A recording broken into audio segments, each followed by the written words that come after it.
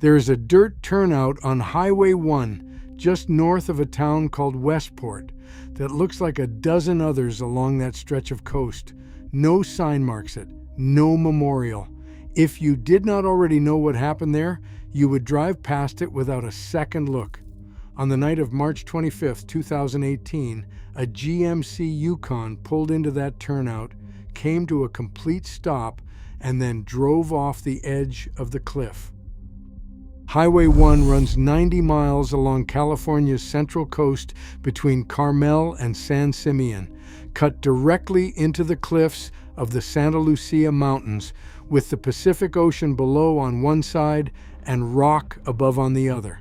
For most of its length, there's exactly one way in and one way out. No shoulder in many sections, a guardrail in some places, and in others, nothing at all. The road sits on ground that has never fully settled. The Santa Lucia Range rises almost straight out of the sea, made of fractured, sedimentary rock riddled with fault lines, and every winter, storms can dump more than 50 inches of rain into the canyons above the highway. That combination, steep, unstable slopes and seasonal deluges, means this coastline has been quietly trying to slide into the ocean since long before anyone paved a road across it. They built the road anyway.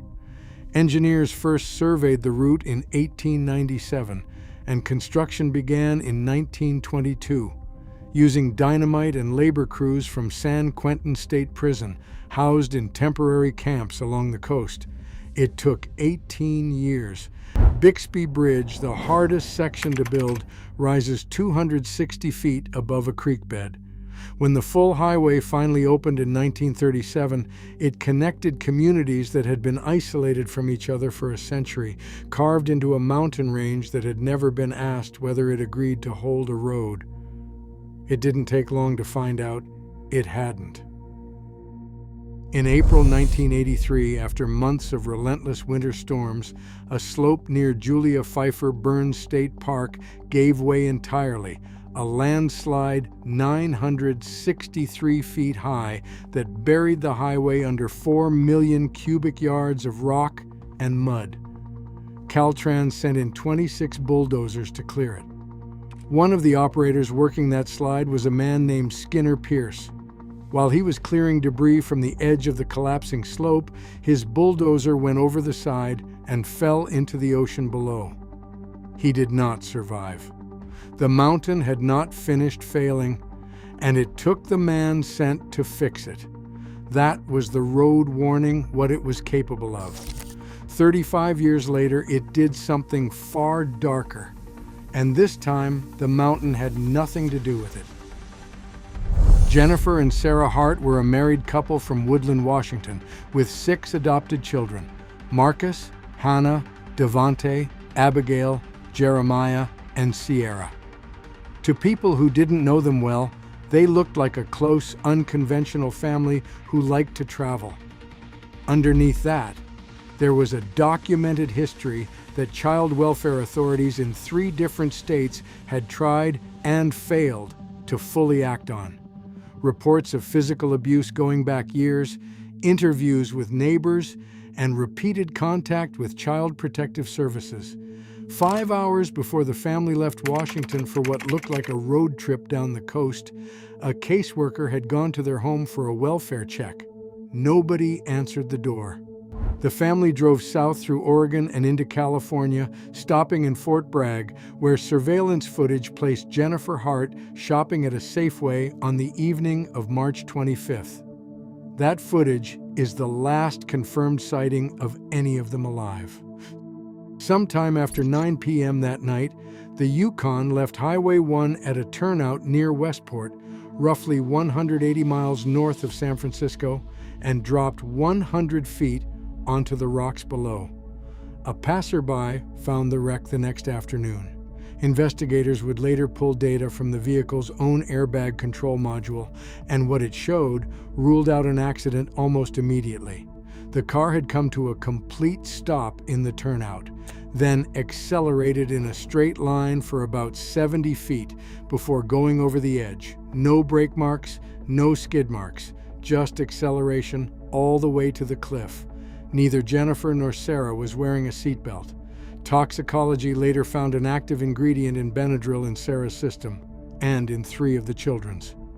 The bodies of Jennifer, Sarah, Marcus, Jeremiah, and Abigail were recovered at or near the crash site within days. 3 children, Devonte, Hannah, and Sierra, were not in the wreck. Search teams, working with the United States Coast Guard's ocean current models, spent weeks combing the coastline from Westport to Fort Bragg. A cell phone was recovered near the crash site. 2 weeks later, a body was pulled from the surf nearby. DNA identification took weeks more to confirm. In May, a beachgoer found skeletal remains 1 mile up the coast, tangled inside a child's shoe. To this day, not all of them have been fully accounted for. The Mendocino County Sheriff's Office concluded the missing children were most likely swept out to sea in the minutes after the crash, before anyone even knew to look. Less than 3 years after that, in May 2021, the mountain reminded everyone it was still the more reliable killer. And in the years since, it hasn't stopped. A slope near Rat Creek collapsed into the ocean during a 2021 storm. Another slope failure closed the highway for nearly 3 years, from 2023 into January 2026. Caltrans reopened it in mid-January, weeks ahead of schedule, calling it one of the most difficult repair jobs the department had ever completed.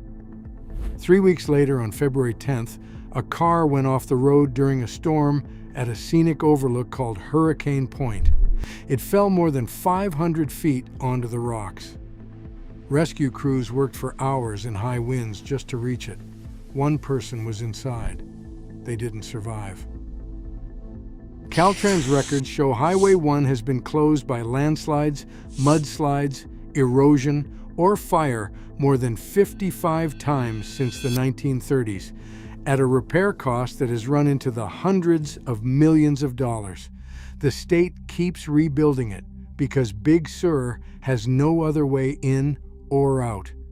When the highway closes, the only alternative is an unpaved detour through a national forest that adds hours to the drive. 3 gas stations serve the entire 90-mile stretch. Millions of people drive it every year anyway, because the view is real, and the danger, whether it's a slope that's been moving since before the road existed, or a turnout that offered exactly the height and the isolation someone was looking for, is very easy not to think about until you're the one standing at the edge of it. The turnout near Westport is still there, unmarked, indistinguishable from any other pullout along that coast. Skinner Pierce's name isn't on a plaque anywhere near Julia Pfeiffer Burns, even though the slide he died clearing is still one of the largest in the highway's history. And the guardrail at Hurricane Point looks, to anyone driving past it this week, exactly like every other guardrail on the way into Big Sur, low, ordinary, 90 miles of coastline where the road has never really finished deciding whether it wants to stay attached to the mountain or take the next car with it into the sea.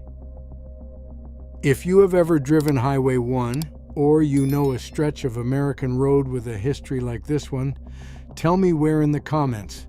I will be covering more of them.